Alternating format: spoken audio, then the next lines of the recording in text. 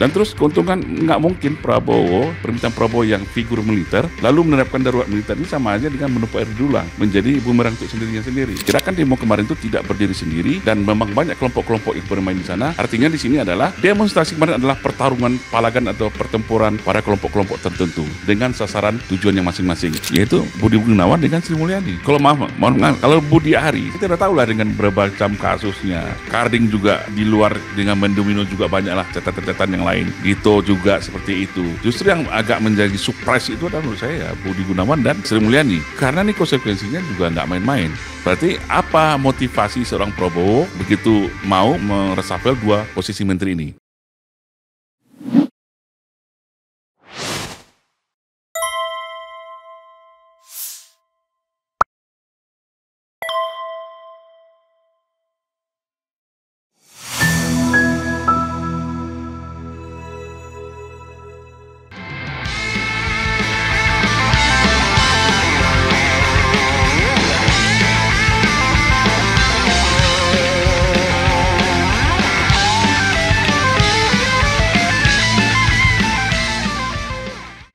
Sobat RH sekalian, jumpa lagi kita di channel yang keren ini, keren cadas.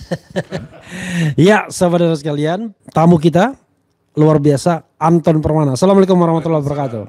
Bro, jadi sobat RH sekalian, saya sengaja mengundang Anton Permana, seorang yang sangat concern dalam dunia kemiliteran, pengamat TNI dan juga intelijen. Banyak hal yang saya ingin tanyakan. Karena mikrofonnya harus berbagi, jadi saya ingin mengajukan pertanyaan-pertanyaan yang banyak.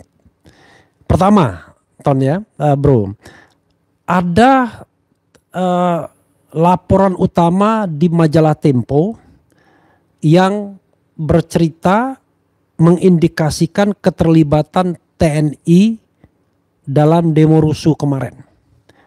Kenapa kalau ngomong TNI kita tidak setakut kalau ngomong polisi ya? Oke, itu satu. Barangkali Anda punya counter opinion atau counter fakta, saya tidak tahu. Itu satu dulu. Yang kedua, saya ingin bertanya juga mengenai 3 jenderal yang kemudian bersilaturahmi kepada Polda Metro Jaya yang mengindikasikan bahwa Ferry Irwandi yang satu daerah dengan Anda dari Payakumbuh, satu Kampuang, bahwa ada sinyalemen dia melakukan pelanggaran hukum. Kita tidak tahu apa pelanggaran hukumnya. Yang ketiga, selain soal itu Ferry Irwandi, kita juga dan TNI tadi ya dalam demo rusuh, kita juga bicara mengenai mungkin post factum teori. Siapa yang diuntungkan sehingga muncul teori bermacam-macam. Ada yang mengatakan bahwa ini ulah geng Solo, ada yang mengatakan ini ulah Parcok. Jadi kalau kita bilang Parcok itu berarti oknum ya, bukan institusinya. Ada yang mengatakan ini adalah ulah pengusaha hitam yang mungkin sudah jadi tersangka, duitnya banyak dan kemudian ya mungkin balas dendam karena duitnya banyak sehingga dia menghamburkan uang mudah sekali. Dan kemudian ada juga yang mengatakan ini adalah konflik internal di pemerintahan sendiri. Antara mungkin faksi di dalam Prabowo sendiri atau faksi Prabowo dengan faksi Wapres, kita tidak tahu. Dan kemudian ada fenomena masyarakat yang gampang terbakar dengan isu-isu apapun. Ada fenomena yang terkait dengan media sosial, internet yang barangkali inilah pemula dari kerusuhan atau revolusi masyarakat. Mudah sekali masyarakat terbakar oleh isu-isu yang tergiring dari media sosial, platform media sosial entah itu TikTok ya, kemudian Twitter dan lain sebagainya. Nah, silakan Anda melakukan eksplorasi dan eksploitasi soal ini. Silakan mulai dari laporan majalah Tempo. Silakan, Bro. Oke, terima kasih Bang Refli. Udah lama nggak ketemu lagi bersama Ren Cadas. Refli Harun. Ja, ini abang kita. Ini pertanyaannya ngeri-ngeri sedap juga semua ini. Izin Bang. Siap Bang, ya ya. Ini agak, ya oke. Baik, ada 4 pertanyaan Bang yang saya tangkap. Mungkin kita coba yang pertama dulu tentang dugaan keterlibatan TNI yang dibedah oleh majalah Tempo ya. Dan ini menarik nih Bang, karena ketika negara kita itu darurat korupsi, darurat narkoba, tiba-tiba yang muncul isunya darurat militer. Ya jadi. Nah kalau kita lihat dari penjelasan bocor halus ya dari Tempo, saya lihat ada berapa sequel yang saya catat khusus. Itu pertama tentang, tentu yang diangkat itu adalah ada ditangkapnya oknum TNI. Kita harus melihat dasar mereka melakukan dugaan ya. Pertama ditangkapnya anggota BAIS TNI, ditangkapnya anggota TNI yang dari kavaleri, terus ada katanya jenderal yang udah bikin perpu darurat militer, kan seperti itu. Itulah basis-basis data, informasi yang kemudian mereka elaborasi sehingga keluarlah tuduhan bahwasanya TNI ada di balik rusuh, kan gitu secara garis besarnya.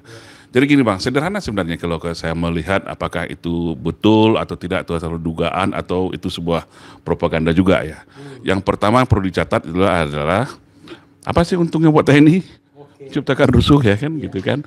Karena mohon maaf, justru di zaman Pak Prabowo ini TNI itu ya kita buka aja, masyarakat sudah tahu semacam mendapat angin, mendapat privilege khusus ya.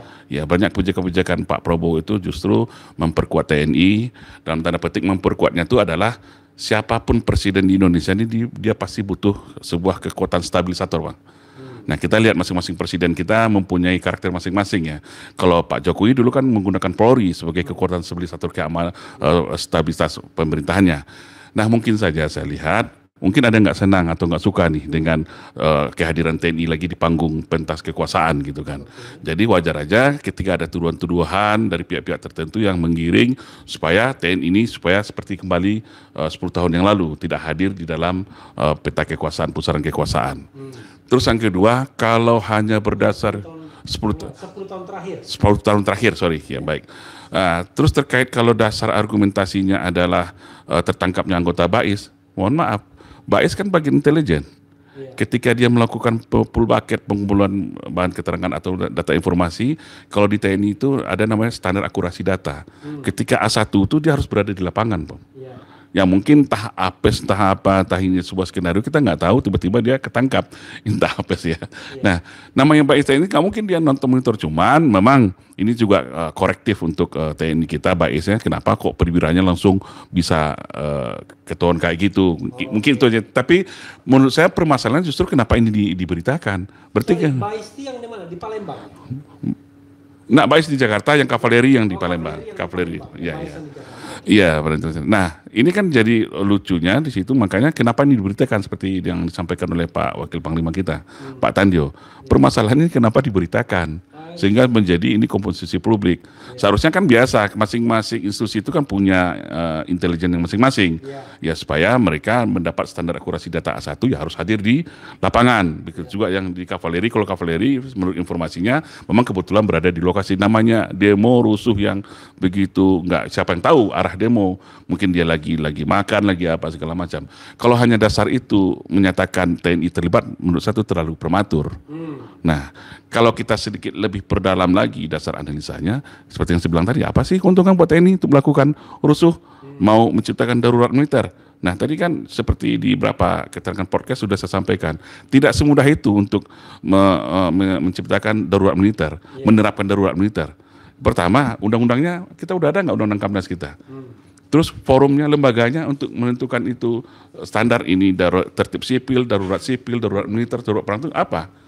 Dan terus keuntungan nggak mungkin permintaan Prabowo yang figur militer, lalu menerapkan darurat militer ini sama aja dengan menumpuk air di dulang. Menjadi bumerang untuk sendirinya sendiri.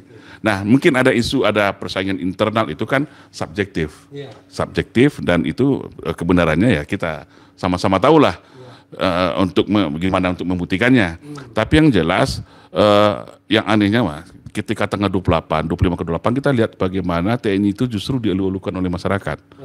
Lihat kan, puji TNI. Justru TNI di Makobrimob Kuitang contohnya, Asintel Kostratnya langsung turun, bisa meredakan masyarakat pendemo. Ya, justru TNI hadir menjadi penengah dan peredam ketika konflik memanas antara aparat keamanan dengan para pendemo. Ya.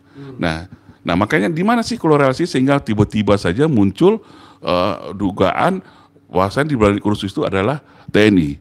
Jadi menurut saya dasar-dasar yang disampaikan oleh Majalah Tempo atau bocor halus lah apa namanya, menurut saya juga sangat subjektif dan terlalu prematur ketika menuduh TNI. Dan saya yakin Mas, Bang Refli, TNI pasti sangat terluka hatinya itu. Kita lihat sendiri kan, mereka udah begitu dengan apanya turun ke lapangan ya. Bagaimana juga ada yang terluka ya. Ya, sampai nggak tidur tuh bermalam-malam para prajurit TNI ini. Tapi ketika ada tuduhan itu saya yakin prajurit pun masih terluka hatinya oleh tuduhan tersebut. Itu yang pertama, Bang Refli. Nanti sebelum dijawab yang kedua, bagaimana dengan sebuah analisis ya yang juga banyak disampaikan orang mengenai konflik internal di TNI. Ada yang mengatakan bahwa, saya terus terang saja, bahwa TNI kita ini adalah TNI yang sebagian kiblatnya masih ke kekuatan atau kekuasaan lama. Sementara penguasa yang baru berusaha melakukan reposisi tapi tentu tidak bisa semudah itu, tidak suddenly. Dan contoh kasusnya adalah kasus putra dari Tri Sutrisno dipecat kemudian diangkat kembali. Dan isu pergantian Panglima TNI yang konon katanya sebentar lagi akan diganti. Silakan. Pertanyaan Pak Refli ini luar biasa. Jadi gini Bang, namanya kompetisi, konflik-konflik internal itu biasa dimanapun, pasti itu terjadi, tidak hanya di TNI saja. Cuman bedanya TNI itu militer Bang, dia punya disiplin, dia punya doktrin yang secara hierarkis ya, dan apa istilah kita tuh vertikal komando yang sampai sekarang saya lihat dan saya perhatikan itu masih solid terjaga gitu. Ya kalaupun apa saya tidak akan mungkin seorang prajurit TNI itu akan, karena sudah masuk dalam sumpah prajurit itu Mas, bagaimana loyalitas kepada atasan itu udah masuk salah satu sumpah prajurit TNI itu. Nah jadi dugaan orang silahkan saja, tapi saya lihat sampai sekarang TNI kita masih solid ya, dan apalagi kemarin baru melaksanakan validasi orgas dan juga diukur jadi mengukur TNI itu tidak bisa hanya dari segi subjektif Bang. Ada kualitatif, ada kuantitatif dan kualitatifnya. Lihat saja bagaimana TNI mereformasi dirinya, baru aja di Batu Jajar kemarin pada tanggal 10 Agustus ya, gelar kekuatan yang sangat luar biasa ketika ada peresmian berapa Panglima Komando Kopassus, Panglima Komando Marinir, kan luar biasa TNI kita. Ya TNI kita dan juga banyak event-event Garuda Asil, dan itu tidak akan bisa sukses kalau tidak ada soliditas di dalam tubuh TNI itu sendiri. Itu menurut pandangan saya. Jadi dugaan ada perpecahan, ada geng Solo, menurut saya juga tidak pasti ada konflik kepentingan di antara internal, itu pasti ada. Tapi sampai mencuat, sampai melangkahi batas-batas profesional seorang TNI, sampai sekarang ini saya belum bisa melihat ke sana. Oke, silakan pertanyaan kedua. Pertanyaan kedua yang tentang Ferry Irwandi. Tapi bisa juga dibalik tentang skenario demo tadi. Silakan saja, mana yang lebih dulu? Semuanya menarik semua. Jadi saya jawab dengan sebuah teori Bang. Okay. Jadi ada teori intelijen itu namanya teori ODA, metode ODA. Observasi, orientasi, decision, action. Oke.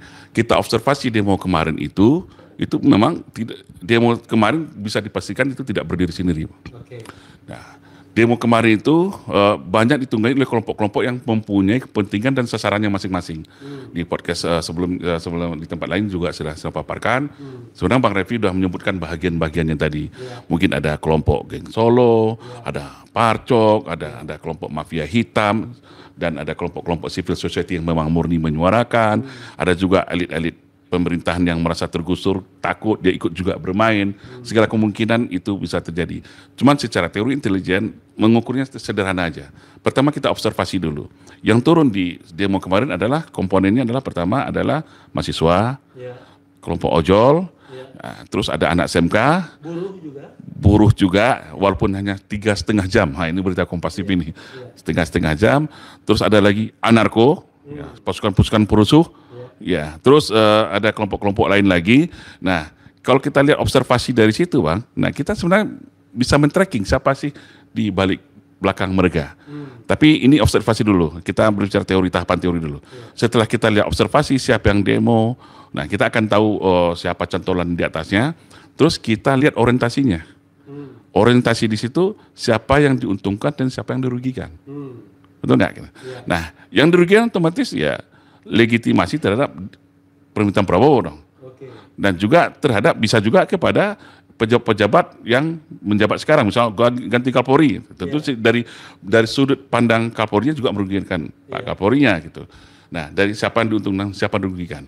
Nah, siapa yang diuntungkan dari situ, otomatis ya siapa yang berseberangan dengan mereka.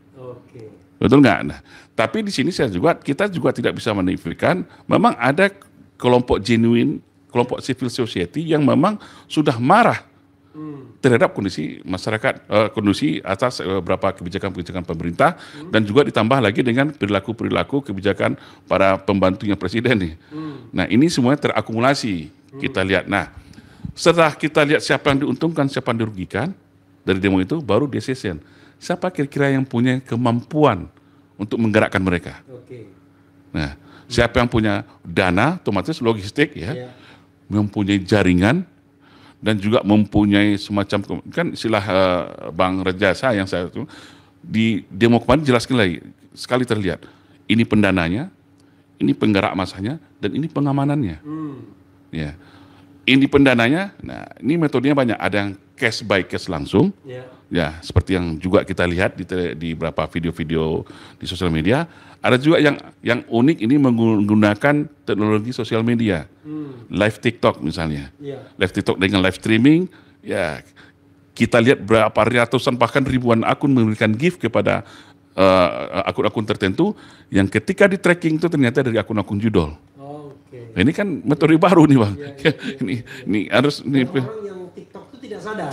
Nah, orang TikTok boleh sadar, tidak sadar, kita kan nggak tahu nih. Yang penting dengan live streaming, dia terinterconnecting, orang mau tahu ini memang real time. Nah, salah satu kelemahan sosial media. Saya disclaimer dulu. Untung saya tidak TikTok pada saat itu, dan bahkan tidak live YouTube juga. Kita hanya mengambil potongan-potongan YouTube dari yang beredar di media sosial. Silakan. Ya, artinya Bang, dari pola gerakan ini sebenarnya terconnecting dan terintegrasi dong akhirnya dengan streaming. Pertama itu adalah kodifikasi kepada kelompok-kelompok penggerak massa ini, supaya membedakan ini yang real time, ini yang berita ulangan. Nah, dari live streaming ini, TikTok ini dia akan terjawab. Ditambah lagi metode pendanaannya dari sana. Nah, pengamanan yang saya masuk ini, kok yang jadi korban tuh adalah para pendemo, seharusnya yang jadi korban ditangkap tuh para perusuh. Lihat aja persentasenya kan. Ya persentasenya ini kan dari situ kita bisa melihat ini dilakukan sangat sistematis, ya, masif dan terorganisir nih. Jadi kalau dalam perspektif intelijen kita lihat gerakan demo kemarin itu tidak berdiri sendiri dan memang banyak kelompok-kelompok yang bermain di sana. Artinya di sini adalah permainan demonstrasi kemarin adalah pertarungan palagan atau pertempuran pada kelompok-kelompok tertentu dengan sasaran tujuannya masing-masing. Mungkin ada tujuannya untuk menggoyang pemerintahan, atau juga memberikan gertakan atau deterrent efek, atau juga bisa menggembosi, atau bisa juga agenda, banyak hal yang bisa kita ambil dari hasil demo tadi. Nah, cuman masalahnya sekarang adalah kita sering larut menggali siapa dalangnya. Jarang kita substansinya apa sih dari demonstrasi ini. Nah, kalau garis besar yang saya lihat kemarin, demonstrasi yang dilakukan oleh para perusuh yang turun, anarko, anak SMK segala macam itu adalah pola destruktif. Pola destruktif tujuannya adalah untuk membiaskan, untuk mengalihkan dari isu yang substansi. Nah, ini nampak kali nih Bang. Ya. Pertama, gerakan demo yang genuine itu saya lihat adalah adil Jokowi, ganti Kapolri, dan yang makzulkan Gibran dan banyak lagi yang tentang BPJS, pajak. Nah. Tapi tiba-tiba di pertengahan langsung berubah. Apalagi yang 17+8 ini. Dari mana munculnya ini kan? Tiba-tiba berubah, TNI balik ke barak, bubarkan DPR ini kan meluas kemana-mana. Ini kita lihatin rangkaian ini kan luar biasa. Makanya saya lihat akhirnya orang terpecah.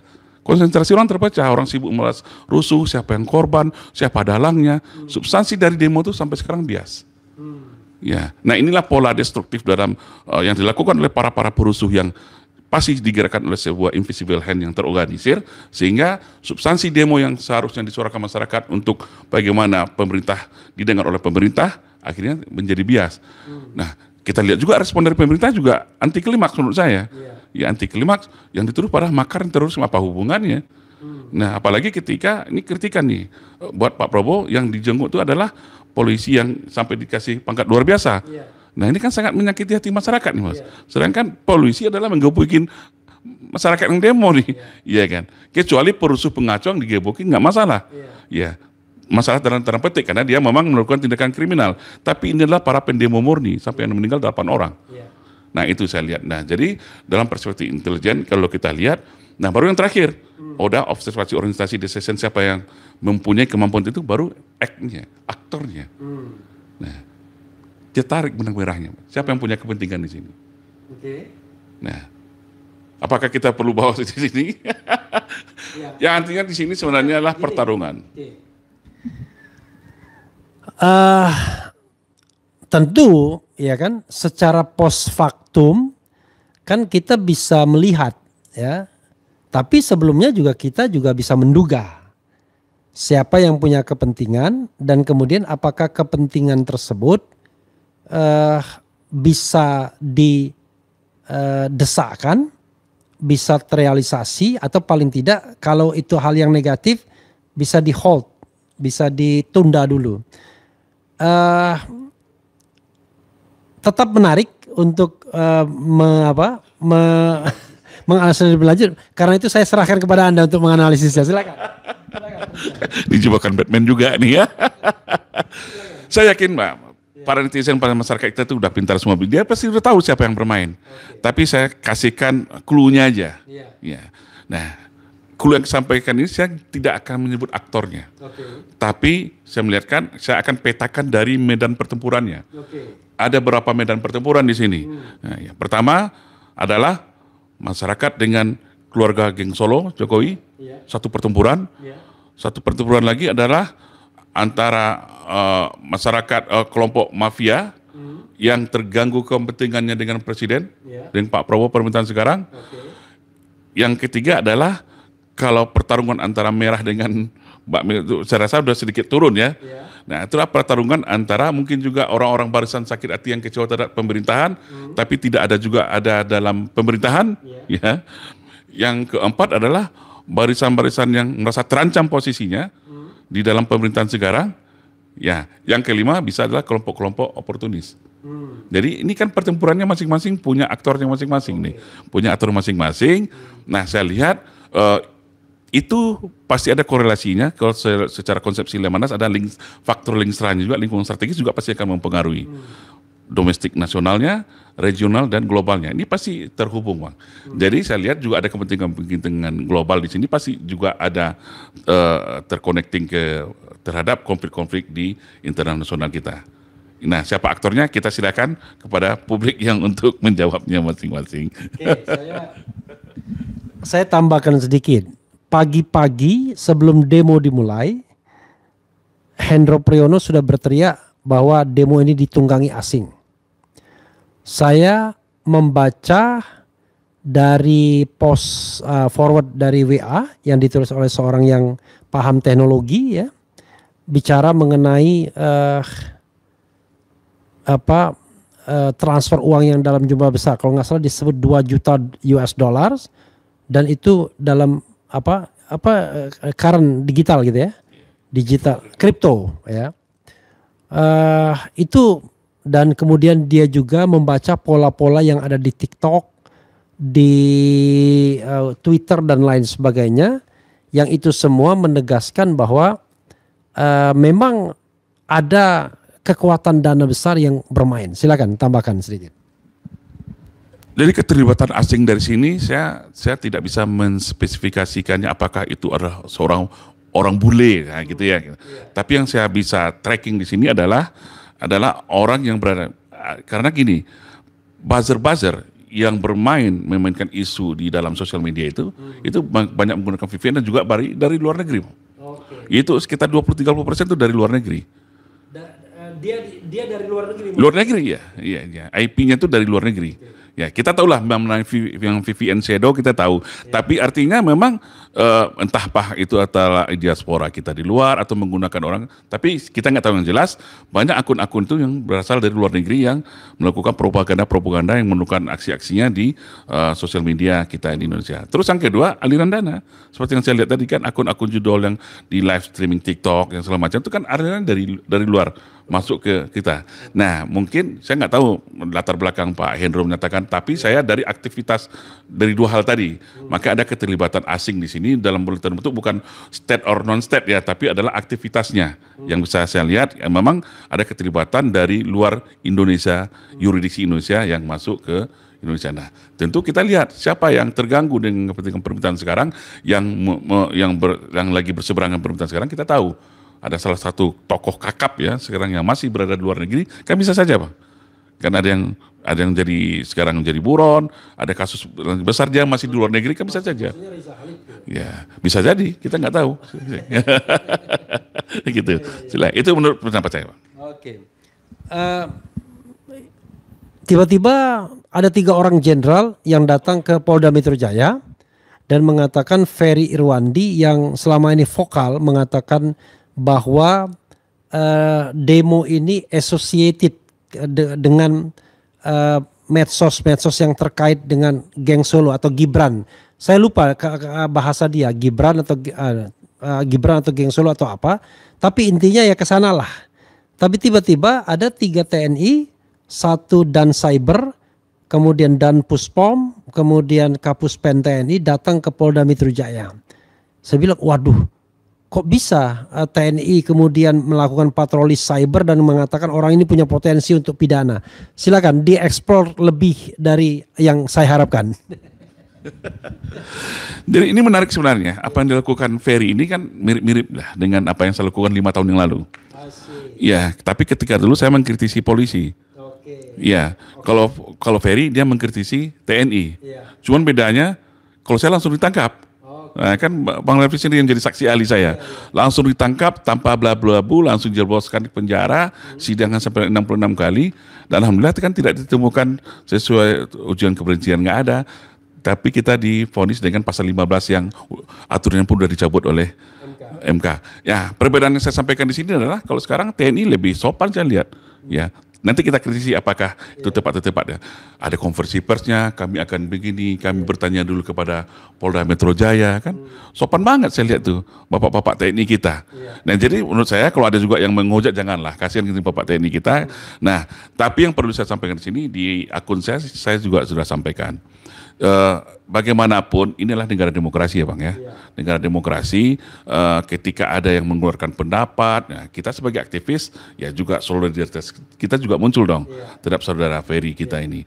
Nah kemudian satu kampung dengan saya nih Bang, Ferry Irwan ini. Tapi saya lihat gini, Ferry ini dia cerdas, dia pintar. Ini kalau saya lihat justru dia ini aset sebenarnya Bang. Aset untuk bangsa kita. Cuman yang perlu kita introspeksi adalah ketika dia mengkritisi TNI. Nah jadi pertanyaan kita kenapa dia mengkritisi TNI? Mungkin gini, persepsi itu kan terbentuk karena input informasi Bang. Ya, mungkin selama ini informasi-informasi yang tentang TNI lebih dominan yang negatif yang masuk ke dalam pikiran beliau. Sehingga yang keluar dari analisa beliau tentu cenderung dominan negatif juga dong. Nah, terkait TNI tadi, kan sudah dijawab juga oleh Kompas TV tadi, dari pihak Polda Metro Jaya mengatakan tidak bisa institusi melakukan pelaporan terhadap ujaran kebencian. Nah, ini berbeda Bang dengan saya dulu. Kan aturannya masih sama kan? Ya enggak? Saya dulu kan juga mengkritisi Polri tapi nggak ada cerita ditangkap Bang. Nah menariknya di situ. Nah pada kesempatan ini yang perlu. Jadi hal menarik ya. Jadi Ferry Irwandi ini bukan karena dia bicara mengenai akun-akun yang associated terhubung dengan geng Solo, tetapi karena dia bicara tentang TNI dan darurat militer yang kemudian dia mau diadukan, atau bagaimana? Secara spesifik pihak TNI tidak ada mengungkapkan kepada publik, kan kita nggak tahu, kita jadi juga nggak tahu bang bagian mananya, apakah itu komentar, status atau apa yang menyatakan sehingga TNI merasa dihinakan atau merasa digitukan. Kita juga kan nggak tahu nih bang, karena juga pihak TNI juga tidak mempublishnya. Tapi menurut saya sebenarnya yang dilakukan oleh Bapak TNI kita, kalau saya bisa boleh memberikan saran bang, dalam dunia hukum itu kan ada yang restoratif justice bang. Iya, seharusnya kan itu dulu yang dikedepankan. Jangan langsung penindakan hukum. Kita kan negara demokrasi, dan posisikanlah seorang Ferry ini adalah seorang anak bangsa, ya.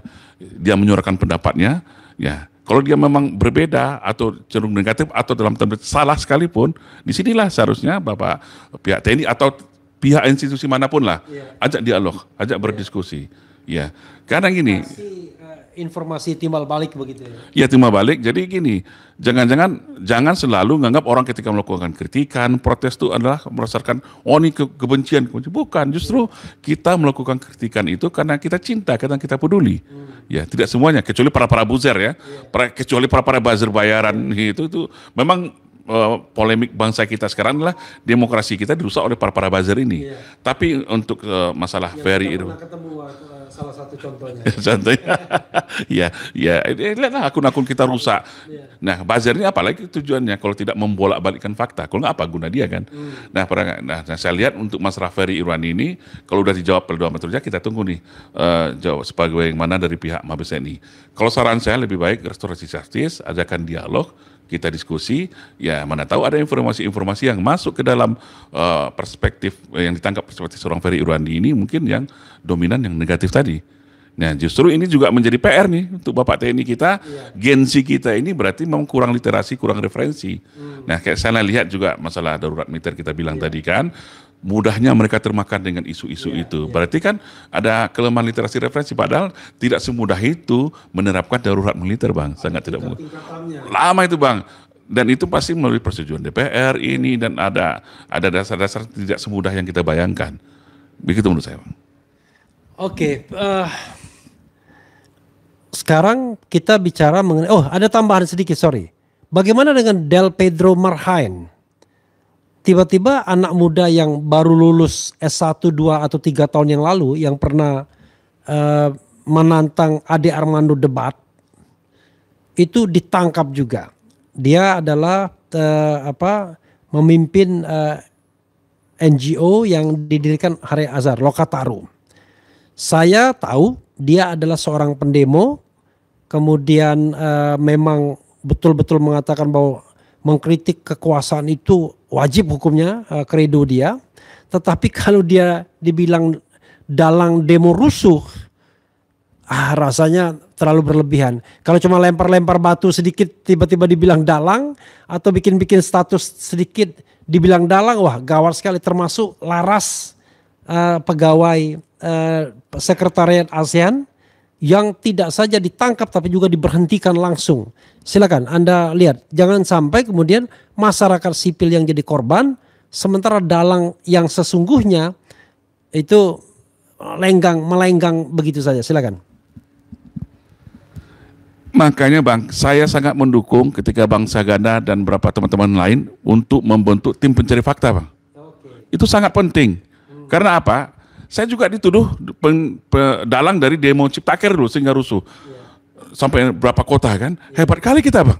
Hebat kali kita. Maka saya bilang, sengaja saya paparkan tadi metode intelijen untuk menganalisis sebuah gerakan itu seperti apa. Di sesi kemampuan, siapa yang punya kemampuan? Tentu dia punya kemampuan logistik yang luar biasa, jaringan yang hebat. Mohon maaf, bukan merendahkan ya bang. Nggak mungkin seorang Del Pedro yang bisa menjadi dalang seluruh zaman luar biasa. Ada berapa kelompok-kelompok besar. Nah yang saya takutkan, dan ini bisa patut diduga nih bang. Ya bapak-bapak ini selamat, yang penting ada dalangnya. Bisa terjawab itu laporan ke atasan kan ini bang. Demo ada, kalau nggak ada dalang siapa demo nih? Apa laporannya bang? Nah ini yang saya takutkan, Laras, nggak mungkin selevel mereka menggerakkan. demo itu. Makanya semoga nih Pak Presiden dengar, nih Pak Presiden Prabowo dengar yang katanya seorang demokratik ya. Saya yakin Pak Prabowo kalau dengar pasti akan tidak setuju dengan tindakan para anak buahnya ini asal tangkap gitu. Bentuk tim pencari fakta biar tidak berdasarkan asumsi, kirologi dan cocologi, Bang. Nah, ini kita ada terlalu banyak masyarakat kita yang jadi korban. Saya juga korban 5 tahun yang lalu. Ya, kita itu pendemo-pendemo. Padahal ini pasti ada permainan invisible hand. Ya siapa lagi kalau nggak para raksasa-raksasa itu yang mengulai jaringan yang punya pendanaan besar untuk menggerakkan ini. Para elit politik yang punya kepentingan tertentu. Kok yang di bawah ini jadikan korban.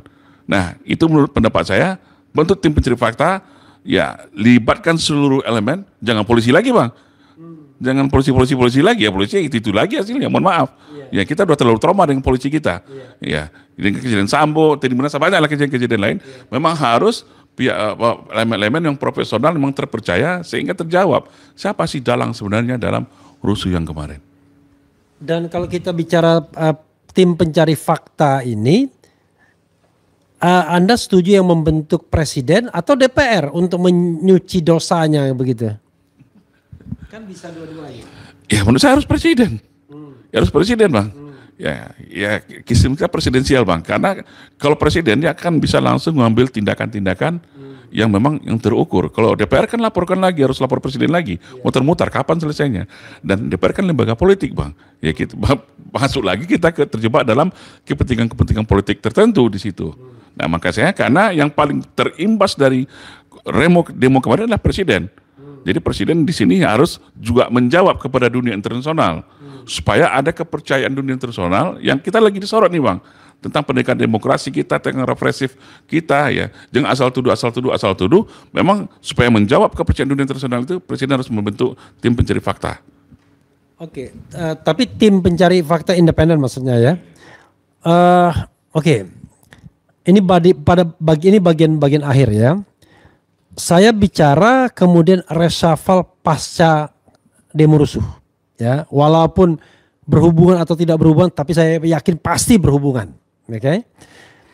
Prabowo pernah mengatakan tidak akan mereshuffle kabinetnya karena dia puas dengan kinerja menterinya, kan begitu. Sampai kita pun yakin kelihatannya nggak bakal ada reshuffle. Tapi ternyata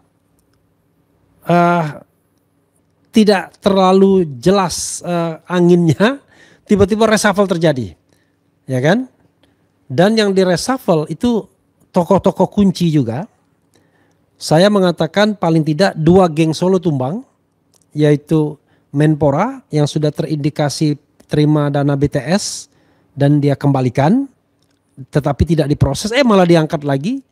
Kemudian Budi Ari yang sudah terindikasi juga terlibat pada judol ketika menjadi menteri komunikasi dan informasi dulunya, Kominfo. Diangkat lagi jadi menteri yang baru, koperasi.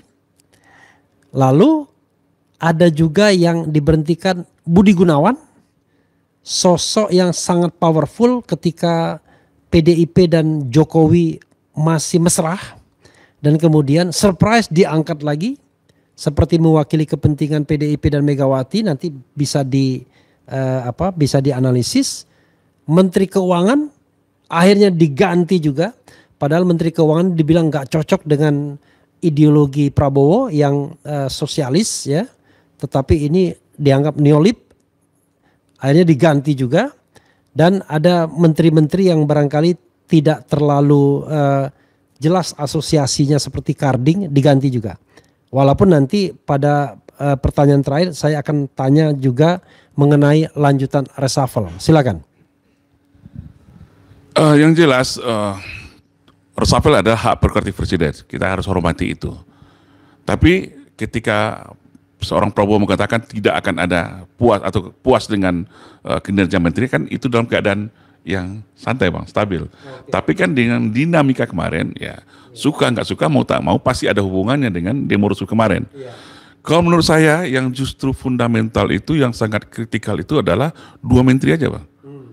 Yaitu Budi Gunawan dengan Sri Mulyani. Kalau kalau Budi Ari, kita udah tahu lah dengan berbagai macam kasusnya. Karding juga di luar dengan mendomino juga banyaklah catatan-catatan yang lain.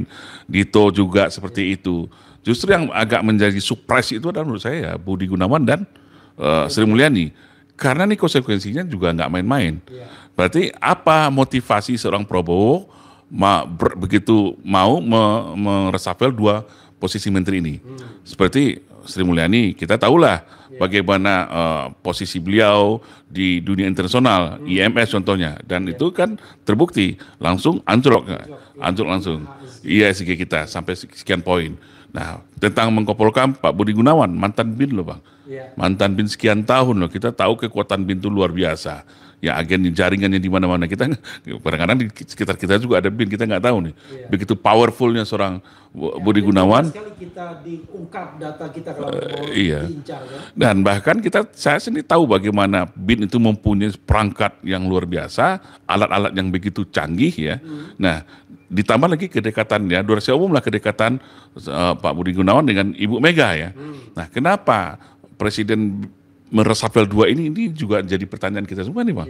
Ya, kenapa begitu? Nah, jadi tapi yang penting adalah saya yakin resapelnya akan terus berlanjut.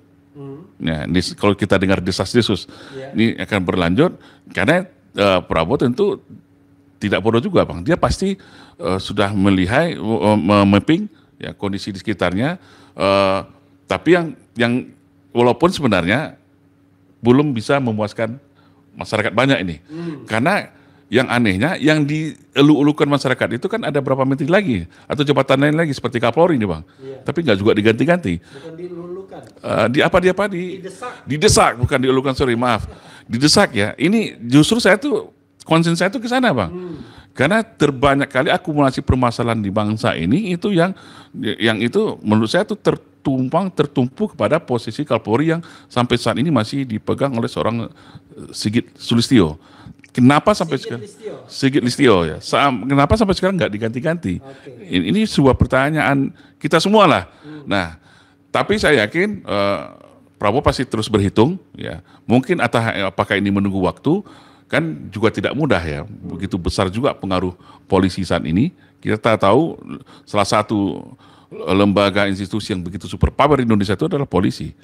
Ya kekuatan polisi itu luar biasa Bang sekarang, ada di seluruh lini. Nah, mungkin itu yang lagi dihitung seorang Prabowo, atau dia belum mendapatkan seorang pengganti yang memberikan keyakinan memang bisa mengamankan posisi pemerintahnya ke depan. Oke, saya ingin pertajam lagi ya. Dalam demo kemarin rusuh, setelah kerusuhan biasanya muncul aktor-aktor kuat dalam pemerintahan. Selain Prabowo sendiri sebagai presiden, muncul Safri Samsudin yang kelihatan menonjol. Dan sekarang terbukti dia merangkap Menkopolhukam ad interim sementara. Saya membayangkan tidak mudah bagi Safri untuk memilih apakah tetap menjadi Menteri Pertahanan, di mana dia pasti dapat tugas khusus dari Prabowo sebagai mantan Menteri Pertahanan. Tapi jangan lupa Menteri Koordinator itu juga penting karena mengkoordinasi tidak hanya pertahanan tapi juga politik dan keamanan secara umum. Seperti halnya Mahfud MD sangat berperan sekali kan, termasuk membubarkan FPI. Dan selama riot kemarin, kerusuhan kemarin, kita tidak melihat peran Budi Gunawan. Tidak juga press conference, tidak juga mengeluarkan statement, tidak juga mendampingi Prabowo dan lain sebagainya. Yang kita lihat yang mendampingi Prabowo ya kemana-mana ya Teddy aja. Padahal dalam kondisi seperti ini kan harusnya yang mendampingi itu adalah menteri yang terkait. Tambahan lagi, Menteri Hak Asasi Manusia, kemana itu orang? Gak jelas juga. Iya kan? Iya, karena dalam situasi seperti ini kan harusnya yang muncul adalah Menteri Politik Keamanan, Menteri Koordinator Hukum, Menteri Hak Asasi Manusia, kan begitu. Termasuk juga mungkin Menteri Sosial untuk recovery dan lain sebagainya dan lain sebagainya. Nah, terkesan Prabowo sendirian kemarin.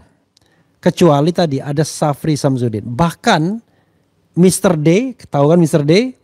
Itu juga tidak terlalu agresif seperti sebelumnya ketika demo terjadi, mendatangi, membebaskan mahasiswa yang ditahan dan lain sebagainya. Sekarang justru berada pada posisi yang sangat pasif. Silakan dieksplor bagian ini. Atau gini, saya jawab singkat saja Bang ya. Atau tiba-tiba para menteri kita ini berubah marga Bang, menjadi simatupang deh Bang. Siang malam tunggu panggilan. Dan namanya menteri Bang, udah rahasia umum. Selevel Menko aja Bang. Itu untuk bertemu presiden itu susah. Artinya para menteri ini kalau nggak dipanggil presiden akan sulit untuk bertemu presiden. Jadi artinya mereka otomatis menjadi pasif dong. Nah, saya lihat di sini kan intuisi seorang manusia siapapun yang menjadi pemimpin pasti dia akan passionnya nyaman dengan orang-orang terdekat secara psikologis. Nah kita lihat tentu Pak Syafri Samsudin yang punya rekam jejak yang nggak kita ragukan lagi kedekatannya dengan Pak Presiden. Nah justru yang perlu kita pertanyakan itu adalah orang-orang yang tidak biasa yang hadir itu betul itu jadi pertanyaan kita semua. Nah cuman yang perlu saya lihat di sini kalau mengenai strategis seperti Pak Syafri Samsudin ya. Menteri Pertahanan mana yang dipilih? Saya lihat dia lebih cenderung ke Menteri Pertahanan. Nah, saya dengar desas-desus ini betul atau tidak? Ini ada rencana untuk menggabungkan Menpolkam ini, Menpolhankam gitu. Jadi dua kementerian digabung sambil mengakomodir kedudukan TNI Polri supaya nggak ambigu lagi di satu menteri satu lembaga kementerian yang satu bidang keamanan, satu bidang pertahanan. Nah ini baru desas-desus supaya betul tidak ini lagi dikaji oleh lembaga terkait. Mungkin juga ini pra dulu Bang, ya kan?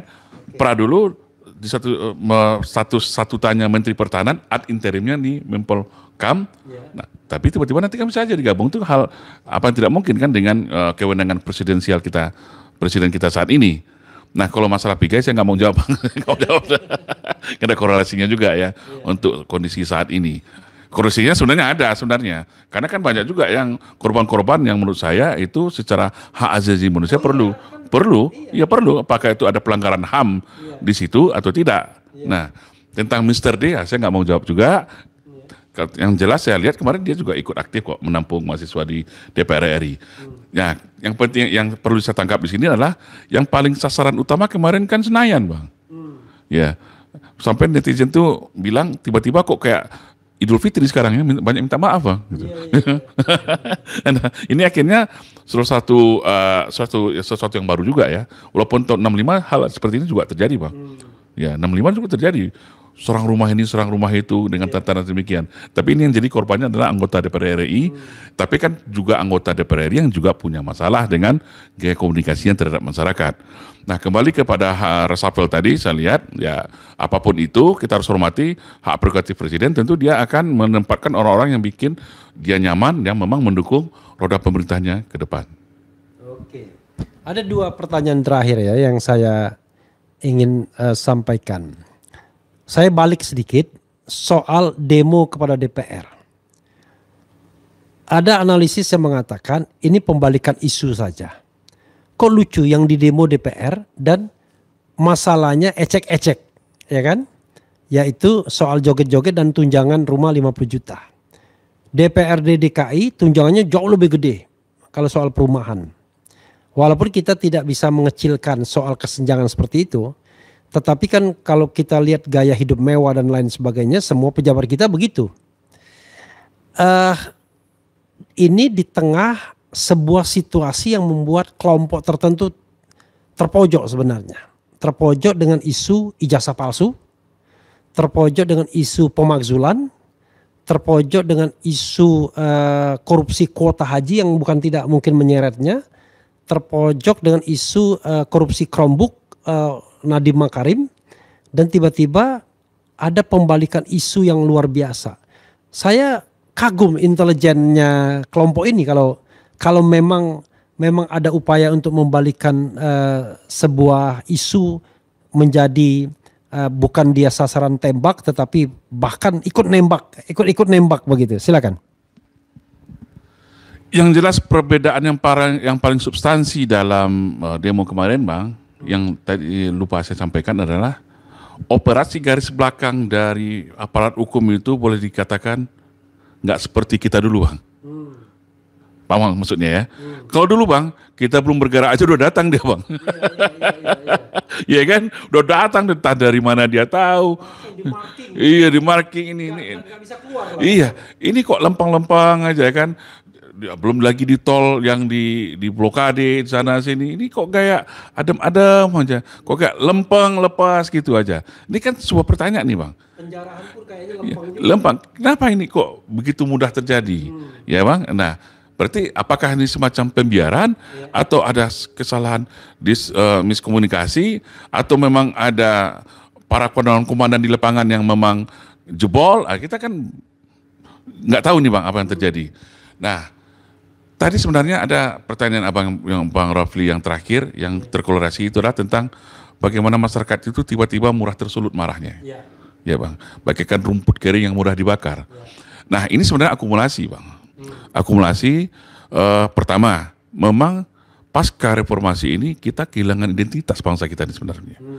Nah itu bisa dilihat dari hilangnya mata pelajaran sejarah, itu tidak bisa dianggap remeh Bang. Sejarah itu, PSB itu kan identitas, motivasi, inspirasi terhadap pembentukan karakter sebuah generasi muda Bang, generasi bangsa. Tiba-tiba itu dihilangkan. Nah, belum lagi dikuranginya materi-materi agama yang biasanya ini satu kali sebulan ini era Nadiem nih, ya kan? Nah, padahal ini dua komponen kurikulum yang sangat penting membentuk karakteristik generasi muda kita.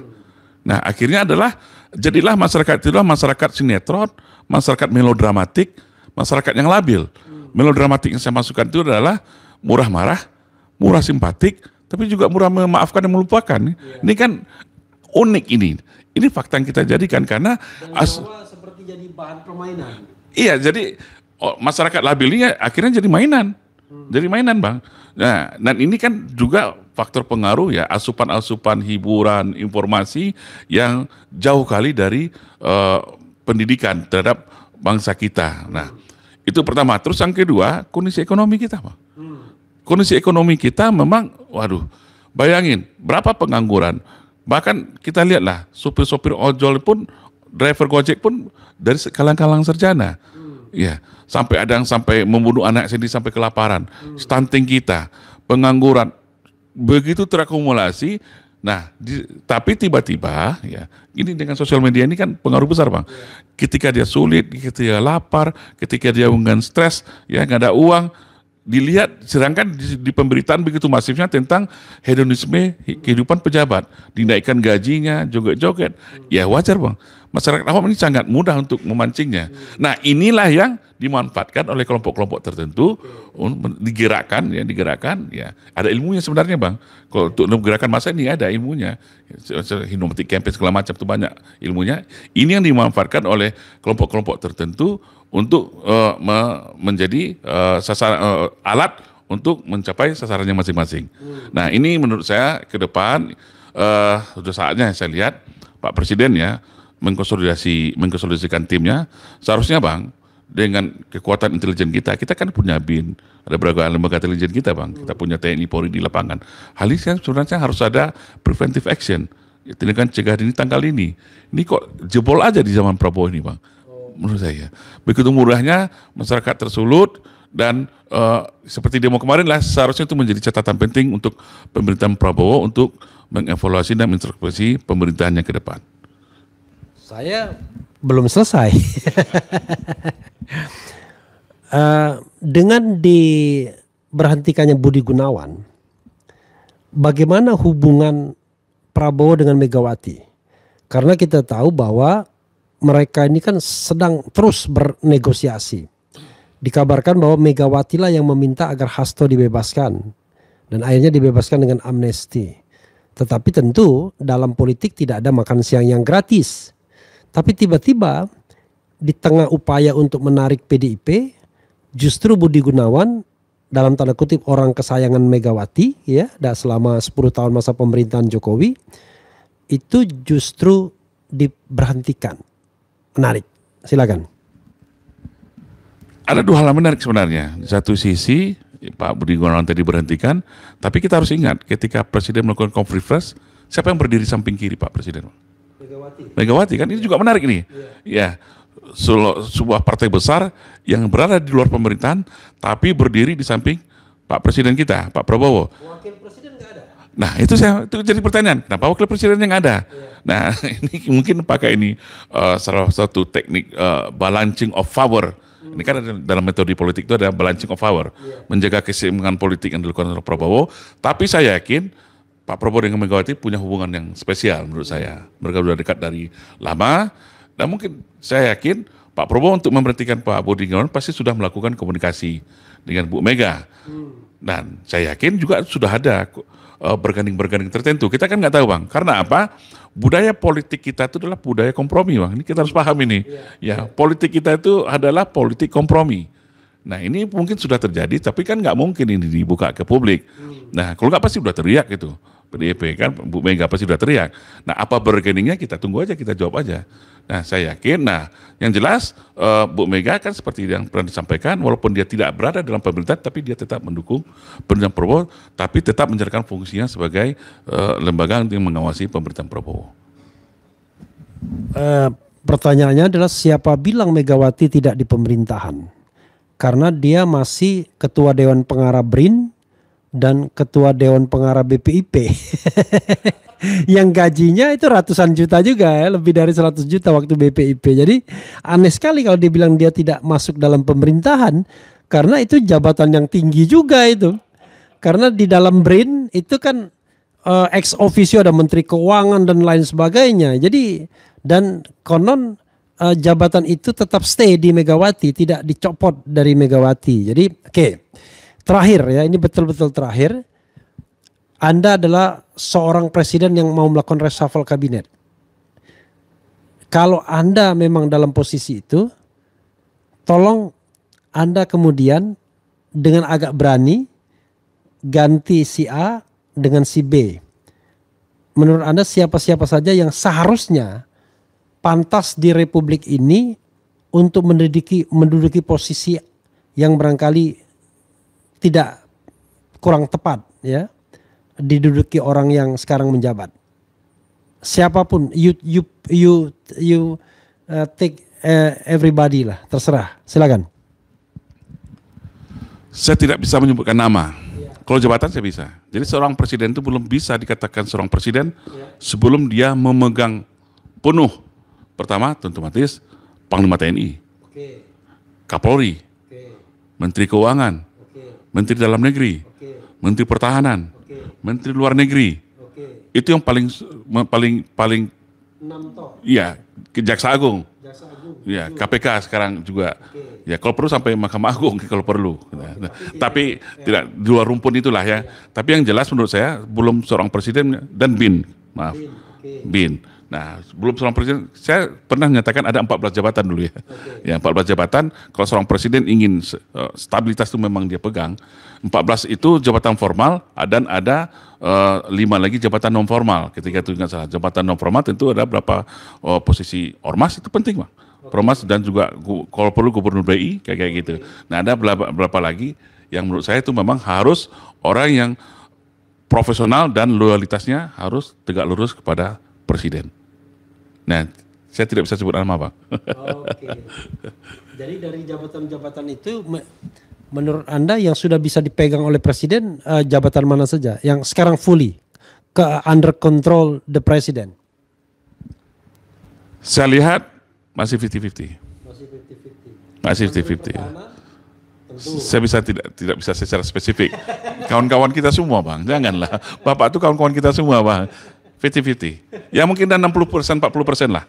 60%, 40% lah. Dari 60% yang sudah dipegang. 40% masih belum. Sudah bertahap, Bang. Bertahap, Bang. Karena walaupun bagaimana, Pak Presiden masih, saya lihat masih pekuh pada Bapak yang satu itu. Pekuh ya. Pekuh ini, Abang di Jogja udah lama. Saya orang Sumatera nggak biasa. Dengan Bapak yang satu itu, Bang. Oh iya, oke. Bapak yang satu itu kok nggak pernah kita sebut dari tadi ya? Tadi geng Solo kan? Oh, geng Solo ya. Oh, Pak Jokowi maksudnya. Iya. Oh, gitu ya. Terima kasih. Jadi saudara sekalian, ya, itulah yang menyebabkan Refli Harun itu selalu ingin menjaga jarak dengan kekuasaan. Karena kalau kita terlalu dekat dengan kekuasaan, maka ada rasa nggak enak kalau kita mengkritik dengan menyebut nama. Tetapi termul ya kan, para buzzer mengatakan kita ini orang yang nggak laku. Jadi sobat era sekalian, itu perbincangan yang menarik. Tetapi sebelum saya tutup, saya ingin memberikan kesempatan closing statement kepada Bro Anton Permana. Silakan, apa yang ingin Anda sampaikan sebagai sebuah closing statement. Oke, terima kasih Bang Lepi. Yang perlu saya sampaikan di sini adalah tidak mudah untuk memimpin Indonesia nih Bang. Negara yang begitu besar, ya, penduduk kita hampir 300 juta, 17.000 pulau, dengan itu luas wilayahnya sekian juta kilometer. Ya, apalagi yang paling parah lagi adalah 10 tahun terakhir ini kerusakan negara kita ini hampir di seluruh lini Bang. Ini kasihan kita dengan Pak Prabowo kita ini Bang. Ya, saya pernah menganalogikan Pak Prabowo ini ibarat memimpin sebuah kapal besar. Nah, sekarang ini sedang terjadi kebakaran-kebakaran, korsleting, kerusakan di mana-mana.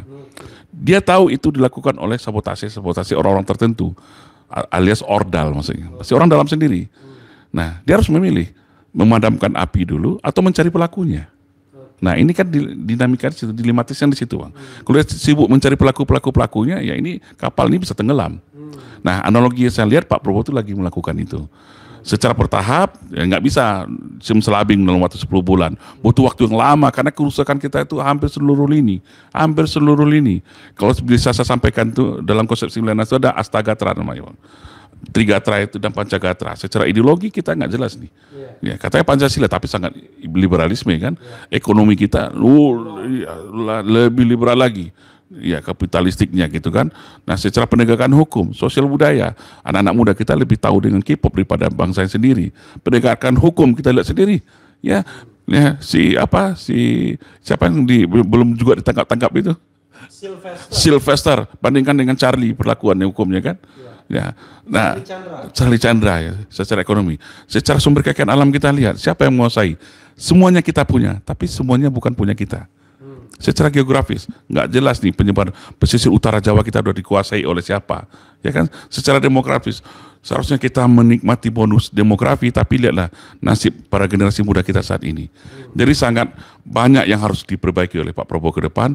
Nah, betul kata Bang Jumur kemarin, seharusnya dia menjadi presiden yang ke-7, tapi akhirnya dia menjadi presiden ke-8. Akhirnya beliaulah yang akhirnya memikul seluruh beban kerusakan, mencuci piring, tidak hanya cuci piring, sampai rumah-rumah, sampai toiletnya pun dicuci piring. Kasihan dengan Pak Prabowo. Makanya saya kepada masyarakat, kita tidak ada pilihan lain. Ya, mari kita dukung Pak Prabowo, ya, dukung beliau, ya, bagaimana dia menyelesaikan pemerintahan ini sampai 5 tahun ke depan dan bisa melakukan perubahan. Karena saya lihat dari niat baik. Ya, kita lihat niat baik, tapi tentu juga kita minta ke Pak Prabowo juga legowo, berlapang dada, menerima segala masukan, tidak terkooptasi hanya dari informasi dari kelompok-kelompok tertentu. Ya, mungkin di situ aja saya lihat nih Pak Prabowo nih ke depan rangkul semuanya. Tidak ada nih orang anak abah, ini ada. Ini negara kita tidak akan maju tanpa persatuan dan kesatuan. Itu dari saya Pak Murski. Oke, sobat era sekalian, tidak terasa ya perbincangan kita berlangsung mungkin lebih dari 1 jam. Oh benar tuh, saya selalu ada sinyal ya. Begitu 1 jam itu udah mau benar lebih dari 1 jam 1 menit ya. Mudah-mudahan ini bermanfaat. Sekali lagi ya, saya ingin sekali menggali hal-hal yang benar di Republik ini, menyampaikannya sebagai sebuah pembelajaran dan informasi yang kredibel bagi kita semua. Jadi tidak hanya hura-huranya, tapi pembelajarannya yang penting. Nanti kita akan saksikan drama-drama reshuffle berikutnya, bagaimana Prabowo Subianto itu menjadi presiden yang sesungguhnya, tidak hanya memadamkan api di kapal besar tersebut, tapi juga menangkap dalang-dalang atau pelaku-pelakunya. Jadi banditnya ditangkap, bandarnya ditangkap, badut-badutnya dinasehati lah kalau badutnya. Karena badut itu ya cuma lucu-lucu aja ya. Ya, itu saja saudara sekalian. Wassalamualaikum warahmatullahi wabarakatuh. Keren cadas.